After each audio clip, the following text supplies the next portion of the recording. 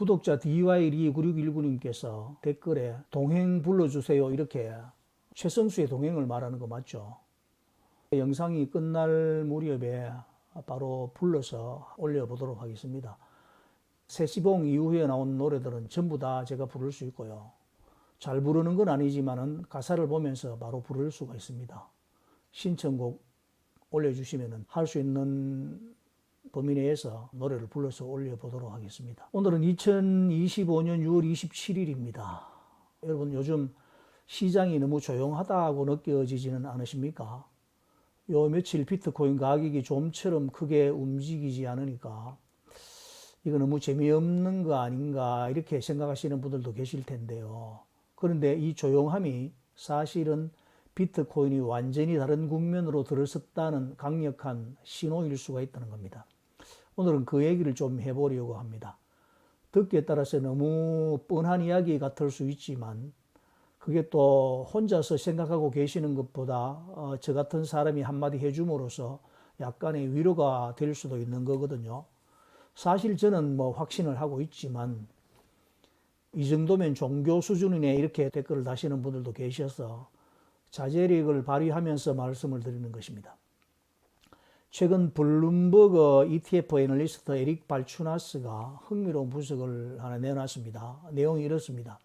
비트코인의 60일 변동성이 지금 S&P 500과 거의 동일한 수준까지 내려왔다. 1년 전만 해도 비트코인의 변동성은 S&P 500의 5.7배였는데 지금은 한 배를 조금 넘는 정도이다. 이런 내용입니다. 이게 어떤 의미인지 한번 생각을 해보자는 겁니다. 첫째로 비트코인이 점점 성숙한 시장으로 진입하고 있다는 걸 보여줍니다. 예전에는 하루에 3% 혹은 5% 이렇게 출렁이는 게 흔한 일이었지 않습니까? 뉴스 하나에 그리고 트윗 하나에 천국과 지옥을 오가던 시장이었는데 지금은 그 출렁거림이 점점 사라지고 있다는 말입니다. 두 번째는 기관 투자자들이 시장을 바꾸고 있다는 증거이기도 합니다. ETF가 승인된 후에 블랙록, 피델리티, 바네크, 아크 인베스터 같은 전통 금융 대장들이 매일같이 비트코인을 사들이고 있습니다. 이런 자금들은 단타 치고 빠지는 것이 아니라 그냥 묵묵히 사서 보유하고 있는 스타일 아니겠습니까? 그래서 시장에서 갑작스러운 폭등이나 폭락이 서서히 사라지고 있다는 말입니다. 비트코인이 기관 자본의 품에 들어가면서 월가화되고 있다 이렇게 볼 수 있습니다. 세 번째로는 비트코인이 단순히 리스크 자산이 아니라 대체 자산 또는 준안전자산으로 인식되고 있다는 뜻입니다. 예전에는 비트코인을 고르면은 아니면 또 이렇게 100% 수익 아니면 50% 손실 이런 움직임이었다면은 이제는 점점 가격 움직임이 금이나 심지어 일부 테크주보다도 더 안정적일 때도 많습니다. 그래서 자산 운용사나 연기금도 슬슬 관심을 갖기 시작할 겁니다. 이 정도 변동성이면 포트폴리오에 넣을 수도 있겠는데 이렇게 판단을 할 수도 있지 않겠습니까? 지금 비트코인을 멀리하고 있는 경제 전문가들은 비트코인의 가격을 보면서 화를 내고 있을지도 모릅니다. 아니 왜 저게 가격도 내리지 않고 저렇게 고공행진을 하고 있지? 이렇게 말입니다.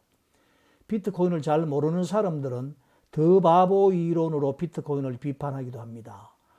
이거 그냥 다른 사람이 더 비싸게 사줄 거라는 믿음 하나로 오르는 거 아니냐 이렇게 말하는 거죠.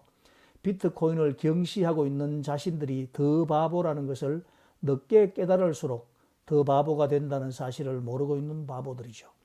10년 후 혹은 20년 후에 엄청난 후회를 할 날이 올지도 모릅니다. 지금까지는 전통적으로 6대4 포트폴리오를 유지하다가 실제로 6대 3대 1 혹은 4대 4대 2 같은 포트폴리오를 구사하게 되면 어떻게 되겠습니까? 바로 주식 60%, 채권 30%, 거기에 비트코인 10% 이런 포트폴리오가 현실이 될 수 있다는 얘기입니다. 지금까지는 법적으로 비트코인을 담을 수 없었던 연기금이나 보험사들도 변동성이 낮아지면 제도적으로 이게 가능하지 않을까 이런 판단을 내릴 수도 있는 거 아니겠습니까? 그러면 법적으로도 제도적으로도 바뀔 수밖에 없을 겁니다. 안 할 수 없는 상황으로 흘러갈 거라고 봅니다. 그리고 네 번째, 이게 저는 좀 중요하다고 보는데요. 바로 시장 참여자들이 바뀌고 있다는 신호입니다.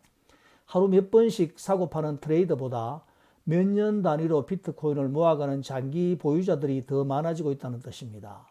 모두 호들러가 되어간다는 말입니다. 전 세계의 호들러가 100만 명만 되면 어떻게 되겠습니까? 한 사람이 비트코인 20개를 가질 수 없는 상황이 되는 겁니다. 20개가 뭡니까? 10개도 안 들어올걸요. 고래들 물량 빠져나가죠. 거래소 물량 빠져나가죠. 로스트 코인 빼고 나면은 비트코인 몇 개 없습니다. 이렇게 되면 단기 매도 물량은 줄어들고 그만큼 시장에 풀리는 비트코인이 적어지니까 공급 쇼크가 올 가능성도 점점 높아진다 이 말입니다. 결국 변동성은 낮아지고 가격은 천천히 우상향하는 구조. 이게 기관이 좋아하는 시장입니다. 호들러들이 상상하는 이상적인 비트코인의 움직임이기도 합니다.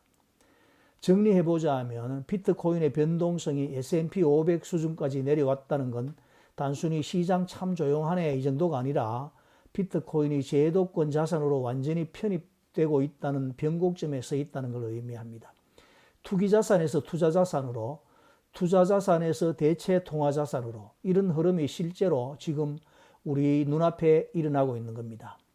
비트코인 가격이 횡보하면서 지루하게 느껴질 때 고맙다고 생각하면서 비트코인 가격에서 멀어지시기 바랍니다. 비트코인은 투기성 자산이 아닙니다. 디지털 금, 디지털 부동산, 디지털 땅이라는 말입니다. 두려워하지 마시고 비트코인을 믿으시기 바랍니다. 오늘 영상이 도움이 되셨다면 구독과 좋아요 그리고 알림 설정 정중히 부탁드리겠습니다. 비트코인을 믿는 우리 모두가 결국 승자가 되는 그날까지 지금처럼 묵묵히 꾸준히 나가보겠습니다. 비트코인 호돌이었습니다. 빰.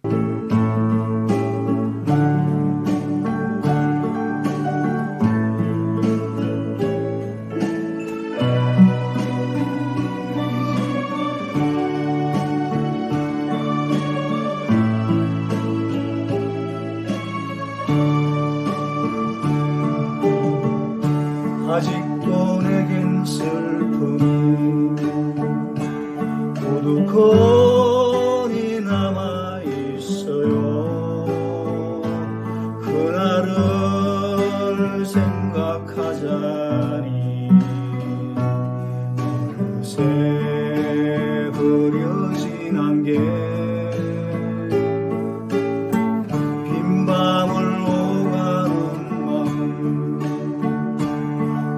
어디로 가야만 하나 어둠에 갈 곳 모르고 외로워 헤매는 미로 누가 나와 같이 함께 울어줄 사람 있나요?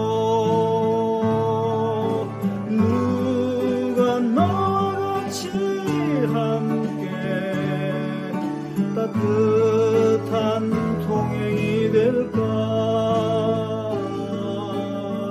사랑하고 싶어요. 빈 가슴 채울 때까지 사랑하고 싶어요. 사랑 있는 날까지.